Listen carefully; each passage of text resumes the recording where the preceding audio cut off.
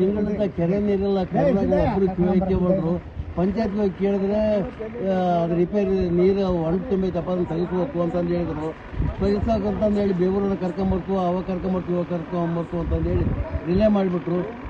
ಅವಾಗ ಕಾಲಕ್ಕೆ ನೀರು ಬಂದಾಗ ತುಂಬಿಸಿಲ್ಲ. ಇವಾಗ ಕಾಲಕ್ಕೆ ನೀರು ಬಂದು 4-5 ದಿವಸ ಆಯ್ತು. 5 ದಿವಸ ಆದ್ರೂ ಜೊತೆಗೆ ಇವಾಗ ತುಂಬಿಸು ಅಂತಂದ್ರೆ ನಿನ್ನೆಲಿದ್ದ ಬುಡಕಚ್ಚಾರ ಕೆರೆಗೆ ನೀರು. ಜನಕ್ಕೆ ಸಪ್ಲೈ ಆಗಿಲ್ಲ. ನಿನ್ನೆ ಇವತ್ತರದ್ದು ನಾಳೆದ್ದು ಸಪ್ಲೈ ಆಗ್ತೋ ಗೊತ್ತಿಲ್ಲ. ಈ ಥರ ಮಾಡಿದ್ರೆ ಹೆಂಗ್ರಿ? ಒಬ್ಬರನ್ನ PDO ಹೋದ್ರೆ PDO ಒಂದು ತಿಂಗಳಿಂದ ಪಂಚಾಯತಿ ಬಂದೇ ಇಲ್ಲ. ಯಾರನ್ನ ಕೇಳ್ಬೇಕು ನಾವು? ಕೊರತೆ ಪವರ್ ಟಿವಿಯವ್ರು ಬಂದು ಇದನ್ನೆಲ್ಲ ಕೇಳಿದ್ರು. ಅವ್ರು ಹೇಳಿದ ಮೇಲೆ ನಮ್ಮ ಪಂಚಾಯತ್ರು ಕಿವಿ ಹಾಕ್ಕೊಂಡಾರ.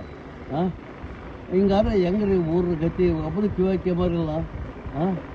ಆದಷ್ಟು ಮಟ್ಟಿಗೆ ಅಧಿಕಾರಿಗಳು, ನಮ್ಮ ಪಂಚಾಯತಿ ಅಧಿಕಾರಿಗಳಿಗೆ ನಿಮ್ಮ ಕಡೆಲಿದ್ದನ್ನು ಹೇಳಿ ಸ್ವಲ್ಪ ಊರಿಗೆ ಒಂದು ಸವಲತ್ತು ಮಾಡಿಕೊಡ್ತಾರಂತ ನಾವು ನಂಬ್ಕೊಂಡಿವಿ. ಗ್ರಾಮದ ಕುಡಿಯುವ ನೀರಿನ ವ್ಯವಸ್ಥೆಗಾಗಿ 1 ತಿಂಗಳಿನಿಂದ ಯಾವುದೇ ನೀರಿನ ಸರಬರಾಜು ಇರಲಿಲ್ಲ. ಜನಪ್ರತಿನಿಧಿಗಳಂತೂ ಮೊದಲೇ ಇಲ್ಲ, ಕೇಳುವವರಿಲ್ಲ. ಅಧಿಕಾರಿಗಳು ತಮ್ಮ ಇಚ್ಛೆಯಂತೆ ನಡೆದುಕೊಳ್ಳುತ್ತಿದ್ದಾರೆ.